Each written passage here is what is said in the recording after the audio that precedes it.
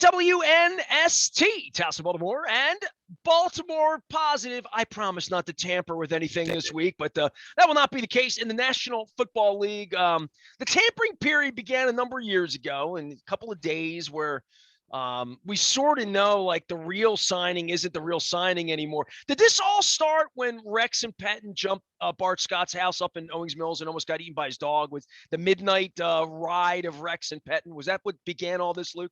I mean, I doubt it began it. That's certainly one of the examples that people would cite over the years. I mean, let's face it. I mean, the tampering period has long been believed to be Indianapolis and the combine. And I mean, you think about, depending on the year, it's 2, 3, sometimes 4 weeks before the start of free agency, depending on the timing over the years. So, it's funny. I think the NFL, what their intent was with this was to basically say, all right, we know all of you guys do this, so let's give a 48-hour window right before the start of the new league year, and you can talk and do everything but execute the contract, right? And the idea was if you had an NFLPA certified agent, you could engage in discussions with another team, but you couldn't consummate a contract. Instead, what it's basically become is just, I don't even know if I'd say it's a soft opening for free agency. I mean, it's hilarious.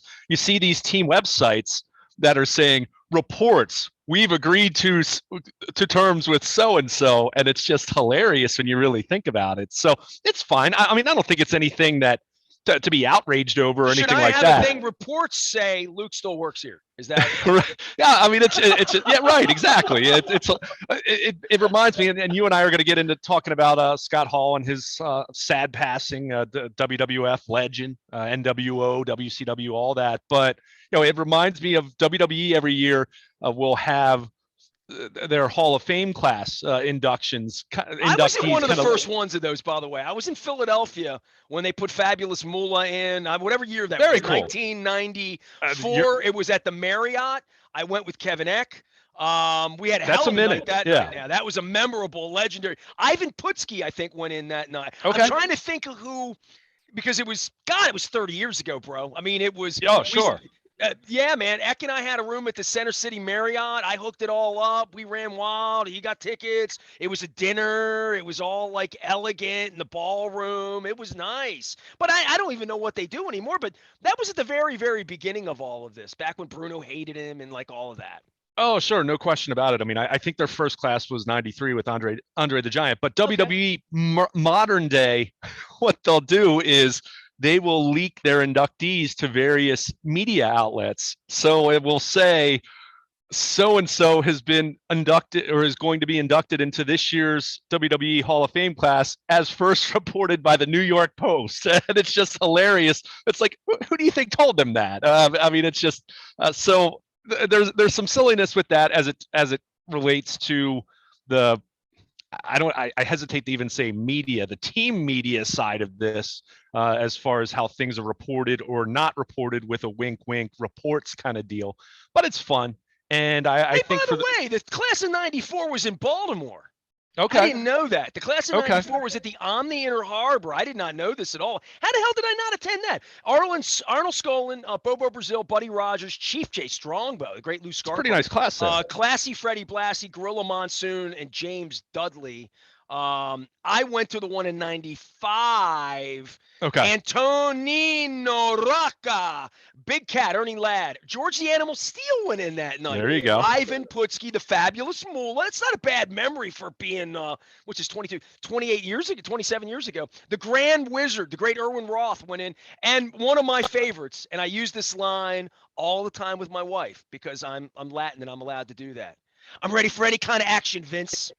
Little Pedro Morales, you know. There you go. So that was 95. So okay, so I'm glad you made me look this up because I don't know that I've spoken about this since 1995. I think Eck came in on Monday night back when who was the fella that passed, local kid?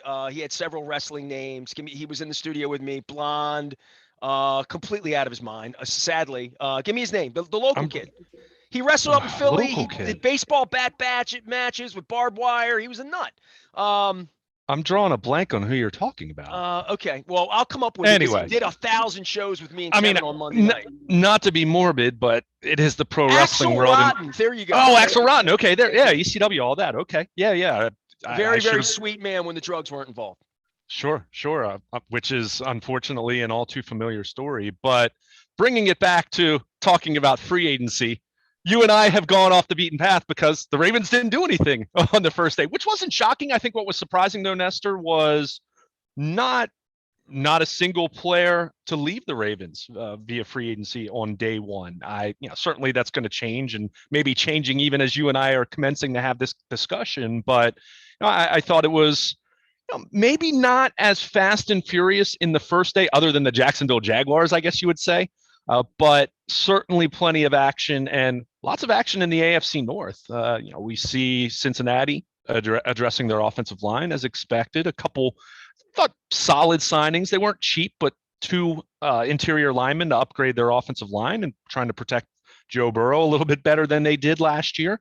And I'm gonna have to get together with Jensen and find out if he was really going to Cincinnati if Brady didn't come back to Tampa, because I'm wondering how many people were in on the Brady thing to know that he was even considering this on that Sunday night. I mean, that's changed the tectonic plates of the league. It's really amazing how last week begat this week in so many ways. And you and I went through this when I got back from LA. Mm-hmm. We're like, this is going to happen fast and furious, where these quarterbacks are going to sit, where Rodgers is going to be, where Wilson's going to be, who's going to be Pittsburgh's quarterback, and little did we know, be Mitch Trubisky. Well, and that's the big thing. And the big takeaway here is no one likes this quarterback class, right? this quarterback draft class is just not very appealing. I mean, let's face it. And look, the Ravens, over the first half of their existence, had their no shortage of quarterback woes and pains and turnover and trying to figure out who the guy was going to be until Joe Flacco finally arrived on the scene in 2008. And the rest is history after that, and then transition to Lamar Jackson. But you look at Pittsburgh, you add Mitch Trubisky, you have Mason Rudolph, they tendered Dwayne Haskins. I don't know, man. You look at that threesome, that trio. Is that selling many season tickets at Heinz Field this coming fall? I mean, that just feels like you're punting. Well, who knows that there's an opportunity? He's calling Kaepernick, right? Like, he's in the news every day throwing footballs and doing all that, because it's like, hey, dude, I can't be that bad, against these guys. Like, you're going to give Mitch Trubisky a job? Come on. I quarterbacked the Super Bowl. I almost beat Harbaugh's brother. Although that was 10 years ago at this point. I mean, if we're being realistic, I mean, not even getting into what we've talked about. Like Ray Rice wanting to come back right now or something, right? Like, it's really not. I mean, you get to a point where you're so far removed from that, then the illegitimate part of it, then you add some legitimate part to it over time. But anyway, the point is, of an interesting day in the AFC North. I mean, Cleveland, after they had acquired Amari Cooper, they cut Jarvis Landry. I mean, certainly big questions there as far as Baker Mayfield. It sounds like they're trying to kind of sort of get in the Deshaun Watson discussion there. We'll see if Deshaun Watson has any interest in them with him having a no trade clause, and certainly his legal situation or I guess civil suit situation certainly being a big part of this and what the league's going to do. But there you have the Ravens, though. No moves on the first day and no defections on the first day. I think it's going to be interesting. I mean, to see what happens with the offensive line. I mean, lots of centers coming off the board on day one, many of them staying with their 2021 teams. What does that mean for Bradley Bozeman? We'll find out here, I think, in the not too distant future. I think the Ravens are committed to going to the draft on this, right? On the center position. I mean, much like they were with Wagner and they were with Jensen and they were with Asemele. They much like they were with the kid they dealt away. Kansas City. I mean, they have had a turnstile at the offensive line to some degree, if you really look at it in its totality over the last couple of years. We've come a long way from, we're going to have Ogden, Mulatalo, and Flynn for 5 years, or we're going to have Ronnie Stanley for 5 minutes. We know, right? Right. But I guess my concern with that would be, has that worked really well? I mean, it looked really good in 2019, but they had their offensive line woes in the years before that. They've had their woes certainly since then. I think Since that Jared Gaither, or am I allowed to bring that up? Jared Gaither and Michael Orr and flipping and switching positions and Bryant McKinney. Who was the other big kid? They had Ja Reed. Ja Reed, yeah. Ja Reed. They went through some guys, right? They've gone through a lot of guys, and that's what's. I think you look at who they've drafted over the last few years. I've heard some people say, "Okay, are they going to do anything at left guard?" I would say, you've drafted Ben Cleveland, Tyree Phillips, Ben Powers, Ben Bredesen. You've already jettisoned. You've you've used quite a few third and fourth round picks there. You need to find a left guard out of that group, and if you haven't, then something's awry. You can't go to free agency or keep saying year after year, "Oh, we're going to draft a starter," because it doesn't work out that well. You mentioned center. We'll see. Certainly, there's some guys that you could point to, but I think if you're going the route of the draft, then you're probably looking more so at your in-house options of Tristan Colon, who backed up Bradley Bozeman this past year. He's made, I think, 3 starts over the last 2 years.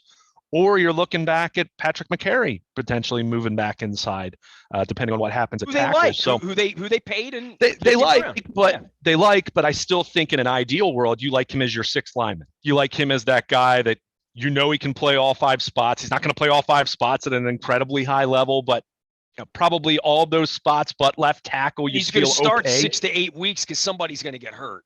And that's the big thing. So that's where I look at where they are right now. I mean, we'll see how the rest of this center class plays out, whether it's Bozeman coming back, whether it's, there aren't too many veteran options left. Even some of the guys that, I was trying to include in my 12 Ravens thoughts at BaltimorePositive.com, they were coming off the board even late Monday night. So, it feels like it's getting to be slim pickings at center. However, I would say at offensive tackle, lots of options, and even some guys let go on Monday. So I think what's going to be interesting there is, as I've written about, and I've been banging the table about this. This is, I haven't had to talk about wide receivers this offseason, but it's been this. You need not just a backup for Ronnie Stanley. You need a quality backup for Ronnie Stanley. You need someone that you can feel okay about playing at left tackle if Ronnie Stanley's not ready to play. So I don't know if you can solely lean on the draft for that.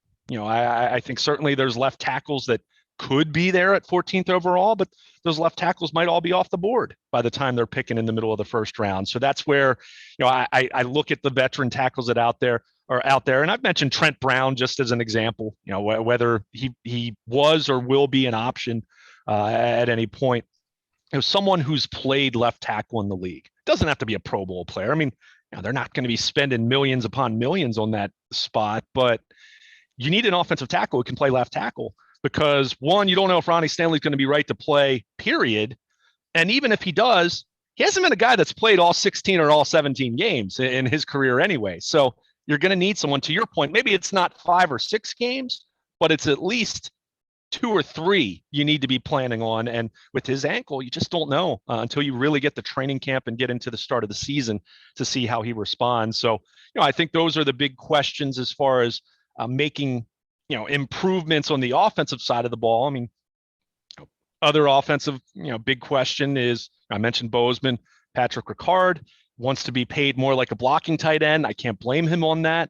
I still don't know if another team's going to value him more than the Ravens would. Well, you'd need a blocking tight end. You'd have to have that kind of offense, right? And yeah, there's more exactly. of that going on. There's more of these style. My wife and I were talking about quarterbacks and places, and we said Mitch Trubisky. She's like, who the hell else would go? And I started going through the Justin Fields and the Jalen Hurts and the wherever Deshaun Watson's going to wind up. Those are the offenses where this is a role. I mean, it's a big role, of which we missed Nick Boyle around here last year, right? Yeah. And that's another one as far as if you're going to lose Patrick Ricard, who in his defense did line up as an inline tight end a lot more last year than he had in previous years, just out of necessity. So, where is Nick Boyle health-wise? How does that impact how you value Patrick Ricard? As far as him hitting the market and seeing if you're going to keep him or not. See, with Ricard, it's interesting because there's a guy, and I'm Facebook friends and Twitter, and we kid around with Mike Flynn about the main event. We've had Pat out. There's a kid that was fringed out on the defensive side of the ball. They brought him over to the off. He's a football player, right? Sure. And this is his one chance in life to get paid, right? Like literally, right? He's not getting multiple contracts. Probably he's not going to make $10 million a year. This is his chance to set himself up for. This is different than us talking about Aaron Rodgers or these divas or these guys that have had 20 and 30 million. This is down in the dirt. Same thing with Bozeman, right? This is his. Sure. This is his chance to go get paid. Ryan Jensen got paid a second time. Do you remember when me and him and you and Stephanie and she's pregnant, we're out at Greenmount Station and he's just trying to like stay in the league and now he's got $100 million. It's really wild how. Oh, no question. No question. I mean, you look at these guys, especially, you mentioned you're talking about late round picks or in Ricard's case, completely undrafted. So you think about them making the league minimum, which look, the average person listening to this right now would still take the league minimum salary in the NFL and be pretty happy about it, right? But you're talking in terms of knowing just how short the shelf life is. Whether you're talking about an offensive lineman, as much as we look at someone like Marshall Yanda, that's the extreme exception, right? I mean, most of these guys are going to play one contract. Maybe they get a very modest bite at the apple. To your point, maybe they get a modest second contract. I mean, Patrick Ricard got an extension, but it wasn't insane money. It was better money than he was making. But yeah, you get to the market and you've established yourself as a starter, or in Ricard's case, a Pro Bowl caliber starter. I mean, he's been a 3-time Pro Bowl selection. Only but three. But you also look at the nature of the position, and as much as you might think of guys like Sam Gash or Lorenzo Neal or some guys who were able to play fullback for a long time, you're a battering ram, and we know that doesn't necessarily equate to long career. Certainly, you wonder about the long-term ramifications of that. Not to go too far down a dark alley there, but we know that's part of it. So you should be compensated to the absolute best of your ability. Go get paid. And as much as we talk about the Ravens here, and yeah, it's a destination, but there are other destinations in the NFL. So if they want to pay Patrick Ricard more than the Ravens do, then I can't fault a guy whatsoever for leaving. So we'll see how it plays out. But that's just some of the offensive questions. Defensive questions, I think it's going to be interesting to see how this continues to play out. And even looking at some of their free agents, I mean, an Anthony Averett type, does he find a market, or does he come back to be your number 3 or number 4 corner on a little more of a modest deal? So, you have him, Deshaun Elliott, you go down the list. But, one thing I'm pointing out here, as I kind of said, nothing really happened on Monday on the Ravens front. Keep in mind, this isn't your typical free agent list for the Ravens where there's some big ticket items. I mean, when you're talking about Bradley Bozeman being one of the bigger ticket items, when you're talking about a fullback being a big ticket item, when you're talking about your number 3 or number 4 corner going into the season before the injuries, in the case of Anthony Averett, these aren't top shelf free agents. So as much as it wasn't surprising to see the Ravens, not to see them go the first day without signing or coming to terms with anyone, I think that was one part of this that was a little more eye opening and saying, okay, it's not to say that Bozeman won't get a nice contract or Ricard won't get a nice contract, or maybe even Anthony Averett gets a better contract than I'm thinking. But keep in mind, the Ravens feel like we've offered you, we love you, Pat. Here's the money, and if the 49ers are going to give you $500,000, God bless. Have to go. Yeah, that's the God right bless. player, right price, right? That's the Ozzie Newsome way. Right, and the team and player both have the opportunity to make that decision. So, but I would say, keep in mind, that's where Calais Campbell is, right? He talked about that a little bit. Yeah, and I'm glad I drew a blank on him as I was just talking about some of their free agents, but obviously he would fit into that category as well. You'd love to have him back, but it's going to be 36 in September, and he wants to win a Super Bowl. And while I'm sure he points at the Ravens and would say, yeah, they've got a good chance going into this year if we stay healthy. But if he has some other contenders that come calling, and especially if they offer a little more money than the Ravens do, I mean, Calais Campbell was here 2 years. He's not a lifelong Raven. So you just have to see how it plays out. But when you say wanting to win, we talked about Ryan Jensen, who's, a pal of mine in the league. I don't know about the Cincinnati thing, but I would think if you're him and you get to go play with Joe Burrow for 3 years in Cincinnati, there's no better place you could be other than if Tom Brady's coming back for a minute, right? And that's, you know what I right. mean? Like, he could have been in Cincinnati for the next 5 years and had 5 cracks at the bone with Boy Wonder, right? But instead but that's how much the next 24, 48 hours where all of these tracks go. And to your point, if somebody loved Bradley Bozeman, he'd have been signed on Monday, right? It feels that way, right? Yeah, and it feels like if the Ravens loved a player of some kind and felt like we're all in on Calais Campbell, he'd be in uniform by now. So that first, and I had to laugh because noon on Monday is when everything happens. And we had the Scott Hall story, breaking, let alone what's going on in Ukraine, and baseball signings are happening everywhere. But it was so at 12:01, teams start signing players, and you're like, oh, 60 seconds to do a 40-page contract, like it's hilarious. But when you sign somebody at 12:01 on Monday afternoon during tampering, I think Monday sort of laid the track to your point, which we don't expect much from the Ravens now until the bell rings, because they're not chasing anybody they're not running down the street waving money at anybody right now. There's not. Yeah, and typically the teams that are, and there are some exceptions, and as I mentioned, Cincinnati went out and signed a couple interior offensive linemen for not record market-setting kind of money, but still good money, real money. Well, this is the time where you get the guy you want. So you don't have to settle for Bradley Bozeman if he's not first. You get first choice by paying the most, earliest, right? That's right, exactly. Well, and that's the big thing you just said. I mean, the Jaguars negotiated $230 million worth of contract on Monday, or in the days leading up to Monday, going back to the tampering portion. But I think my pal Brian Billick says, what's it? Desperation's the worst negotiator. Well, I think it was Albert Breer made the comment, and I made mention of this in my 12 Ravens thoughts at BaltimorePositive.com. But these teams that go on these big spending sprees at the very beginning of free agency, he made the comment, and it's spot on. Go back and look at their drafts over the last 5 years. Chances are they haven't given out many second contracts because they haven't had guys that they wanted to give a second contract to. Or in the case of the Jaguars, they had someone like Jalen Ramsey who didn't want to sign a second contract with them. So that's what tends to happen. And look, some of those guys that they signed, I think a couple of those signings were good. I think Brandon Scherf's a good player. I do, even though I wouldn't give Christian Kirk, $18 million or whatever he's getting per year. I do think he's a good slot receiver. That should help Trevor Lawrence. But again, you look at all of that money, and as we also know, that $230 million that in contract that they negotiated, how much of that will they ultimately end up paying out over the next few years? I'm guessing it's substantially less than that. It's a week to not listen to the math. I mean, you listen to it, but you have to be discerning about it. What's fully guaranteed? What's guaranteed for injury? Well, what deals have voidable years in them? I mean, all those different things. And that it's our job to kind of parcel that out and understand the difference. But as we know, the opening of free agency is typically for those teams who have a lot to spend because they've been bad. And that's a very simplistic way of looking at it. And yeah, some teams like Cincinnati who, they were they're defending AFC champion.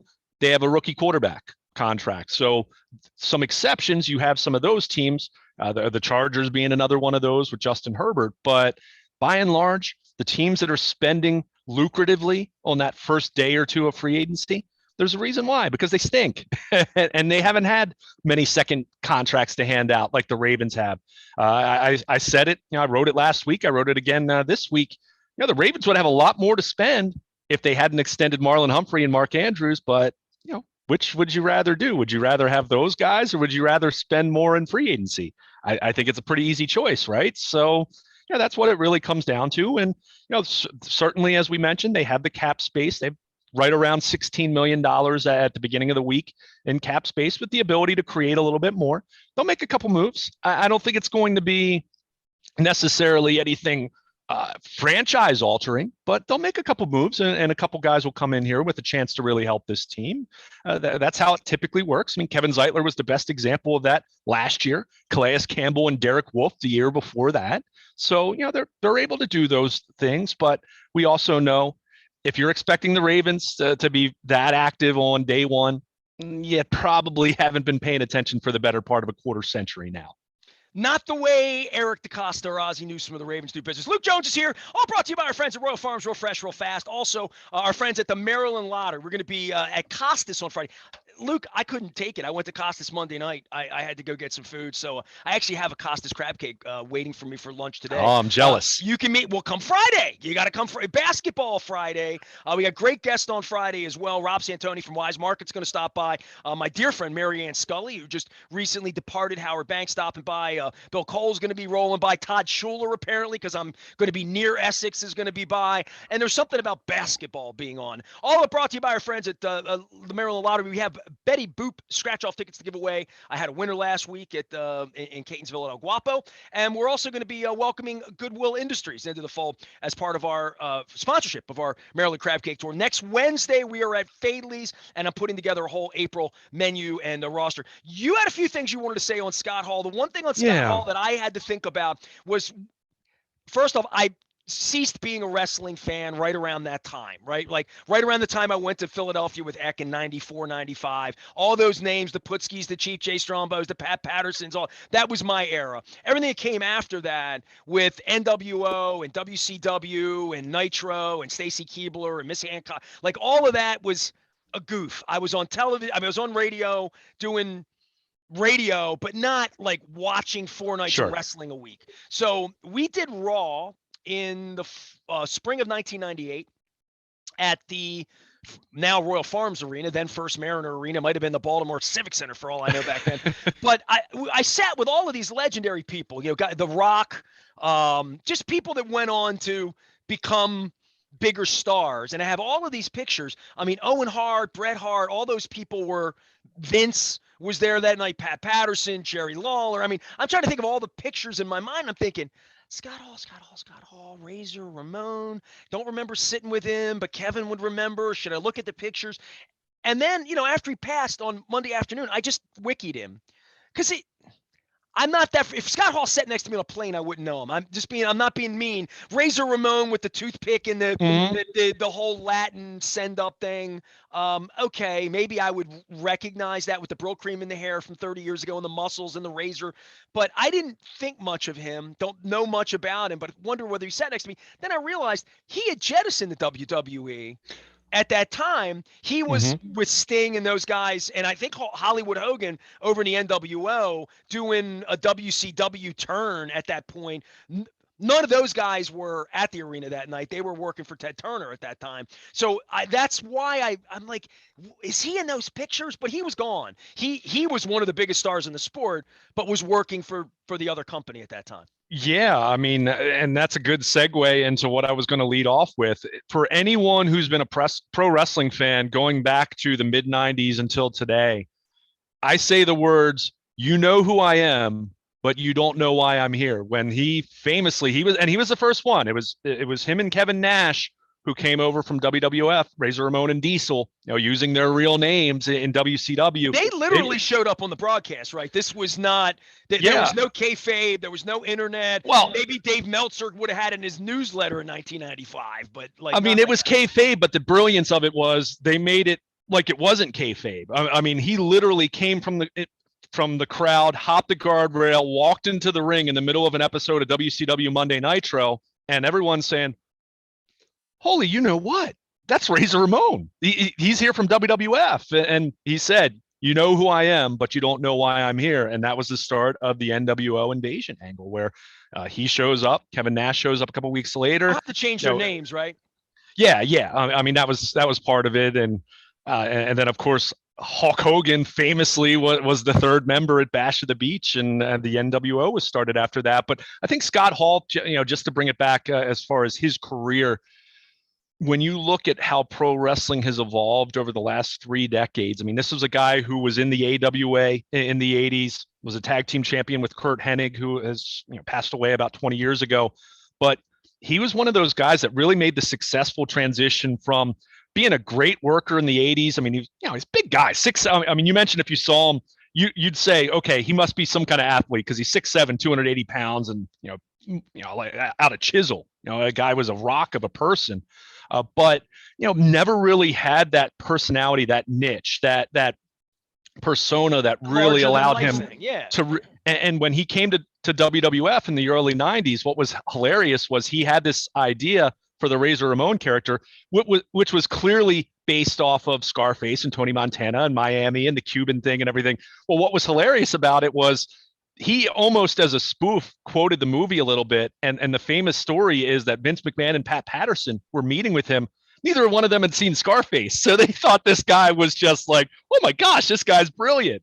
Well, I mean, he got over, he became an Intercontinental champion, became very successful in WWF, and then he and Nash bolted for WCW a few years later. But I think for him in this modern era, talking the last 30 years, to be as loved as to be such a perceived star, yet never was a world champion for a major promotion, that really says something about your work and what you do as a performer. And I think since Razor Ramon / Scott Hall, you see in wrestling all the time. And it's funny you mentioned you don't watch it 3-4 nights a week. I don't watch it 4 nights a week, but I still watch it 2 or 3 nights a week. And sometimes it's on DVR, most of the time on DVR and on the weekend or whatnot. But you think of what bad guys or heels were way back when, and he's one of those earliest guys. And I'd throw Ric Flair and a couple others like that into that category. Got heel love, right? Cool bad guys, right? I mean, his nickname was the Bad Guy, and that was spoken with affinity. So just an incredible legacy. And I want to give a shout out to someone that you and I had the pleasure of sitting down with at the Super Bowl a few years back, Diamond Dallas Page, when Scott Hall, who had demons, substance abuse, as unfortunately is the case with many pro wrestlers, just a really hard business in which to work for a long time.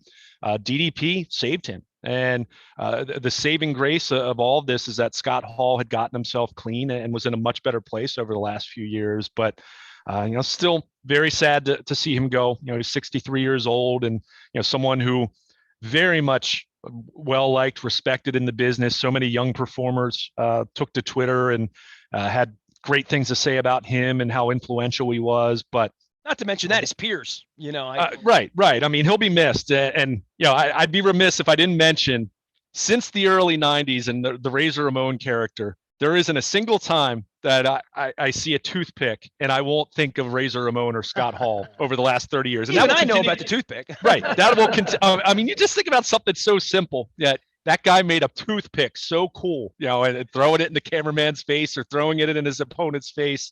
I mean, what a legacy, what a performer, and someone who's very much going to be missed in the pro wrestling business by, as you mentioned, his peers and certainly by the fans. See, we talk wrestling around here, and on behalf of anybody that loved Axel Rotten, it was nice to mention his name, because I certainly spent a lot of Monday nights in the studio over at the Sheridan back in the 90s talking wrestling with Axel Rotten and Kevin X. So there you go. All right, we got football free agency this week. Certainly lots and lots of baseball stuff. New Orleans reporting to Sarasota, all that going on. Luke will be on all of that. Any breaking news happens first on the WNST Tech Service, all brought to you by our friends at Coons Ford Security Boulevard. I am ahead of the Costas on Friday for the Maryland Crab Cake Tour, presented by the Maryland Lottery, as well as Goodwill Industries. Looking forward to that. March Madness, basketball, 60 degrees out. I'm digging it. I'm Nestor. He's Luke. We are WNST, AM 1570, Towson, Baltimore. And we never stop talking Baltimore positive.